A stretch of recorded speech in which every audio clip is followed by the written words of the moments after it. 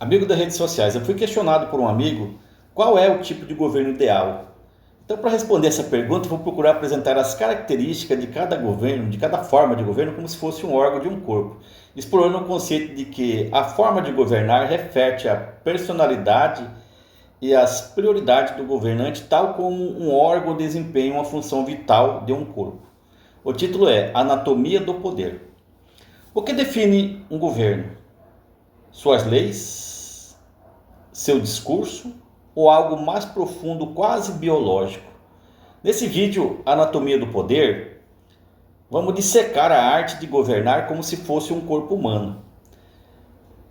Cada líder exerce o poder como um órgão vital. Descubra como o coração, o fígado, os músculos, a pele e até o órgão excretor molda a nação e define o destino de milhões.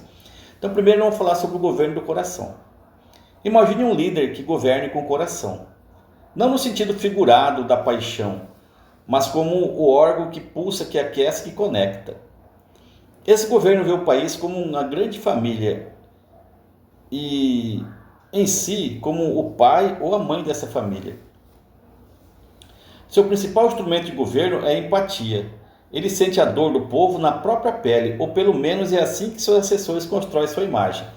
Seu governante está sempre aberto para o abraço, para a foto com a criança doente, para a lágrima que derrama em momento de tragédia nacional. As políticas desse governo são como o sangue que irriga o corpo, assistencialista, emergenciais, pensada para aquecer o coração do eleitor. Bolsa Família, Médico de Família, Minha Casa Minha Vida são programas que levam seu sobrenome e toca o íntimo das pessoas. No entanto, governar com o coração tem um perigo.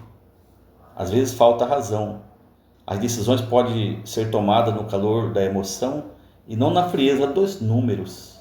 O afeto pode virar populismo e no final um coração que só pulsa sem cérebro que o coordene pode levar o corpo à falência por pura exaustão emocional. 2. O governante do fígado. Num espectro oposto, temos o governante que administra com o fígado. Este órgão é o grande filtro do corpo.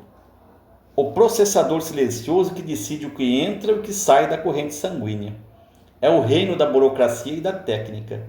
Para esse líder, governar é gerir.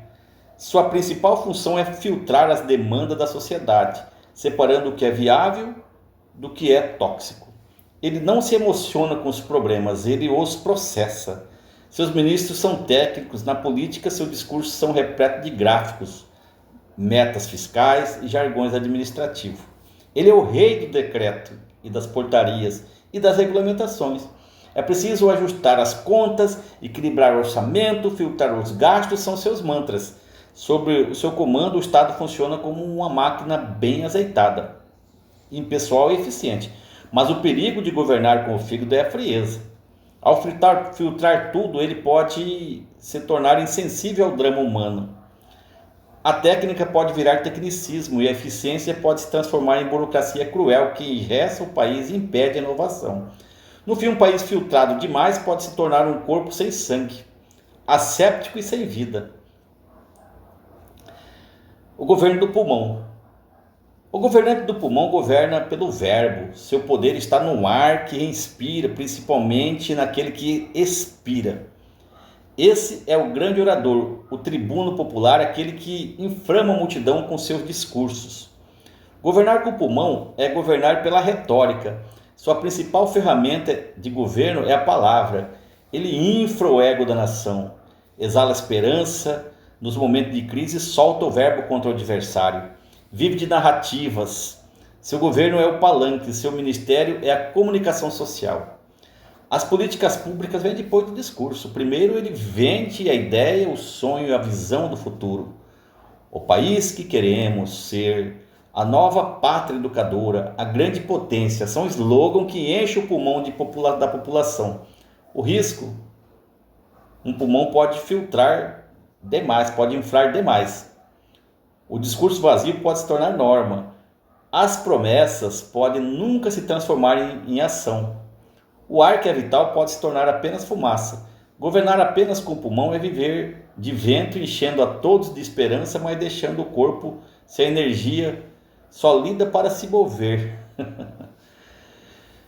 O governante do músculo. Aqui está o governante da força bruta. Ele governa com o músculo. Para ele, poder é a ação, é impacto, é imposição. A política é um ringue. Ele veio para nocautear. Sua linguagem é de energia. Onde outros veem problemas complexos, ele vê obstáculos a serem removidos na marra. Seu governo é marcado por obra faraônica, por um Estado que se impõe sobre o indivíduo, por uma política externa agressiva e a lei para ser cumprida e ponto final. Ordem e progresso não é um lema, é um comando. Ele admira a eficiência, disciplina e ação, não tem paciência para debates intermináveis ou para a fraqueza da democracia ou da diplomacia.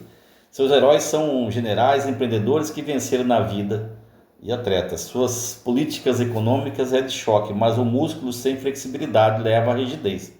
O excesso de força pode quebrar o que deveria proteger. A busca incansável pela ação pode ignorar as articulações mais sutis da sociedade. A cultura, a ciência, o diálogo. Um governo puramente muscular cansa o país. Como num espasmo, pode acabar paralisado pela própria tensão que criou. Quinto, o governo da pele. Então, temos o governante que governa com a pele. A pele é a fronteira, a imagem é o que aparece. Para esse líder, a aparência é a essência. Governar é projetar uma imagem perfeita. Sua obsessão é a fronteira do país que deve ser protegida contra invasões. A fronteira da própria imagem que deve ser impecável e intocável. Cada gesto é ensaiado, cada palavra é medida para agradar a câmera. Seus ministérios mais importantes de comunicação social, que trata sua gestão como uma marca a ser vendida. As políticas públicas são escolhidas pela sua fotogenia. Inaugurações, visita à obra, encontros com celebridade, tudo isso é foto. As profundidades não importam, o que vale é a textura. A superfície lisa e agradável ao toque é o que vale.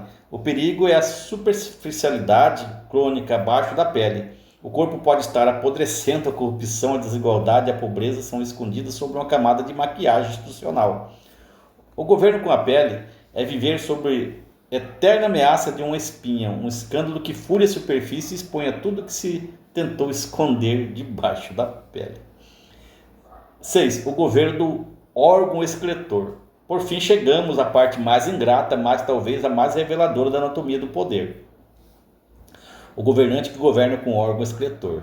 Sim, é um órgão vital, responsável por eliminar as toxinas, mas seu governo é definido pelo que rejeita. Esse líder tem uma única obsessiva função: expulsar. Expulsar a corrupção, geralmente dos outros. Expulsar o inimigo político, expulsar os imigrantes, expulsar a ideia que não lhe agradam. Seu discurso é um grito de fora, fora corruptos, fora comunistas, fora fascistas. Seu gesto é eterno processo de purificação. Ele se elege prometendo limpar o país, acabar com a bandidagem, drenar o pântano. Não tem projeto de nação, tem um projeto de expulsão. Suas realizações são medidas pelo que conseguiu eliminar. O grande paradoxo é que um corpo que se excreta sem nutrir definha. A política vira um espetáculo de acusações e expurgos. A energia gasta para expulsar consome a energia necessária para construir. No final, o governante do órgão excretor pode até deixar o país vazio, limpo, mas também completamente estéril, incapaz de gerar vida.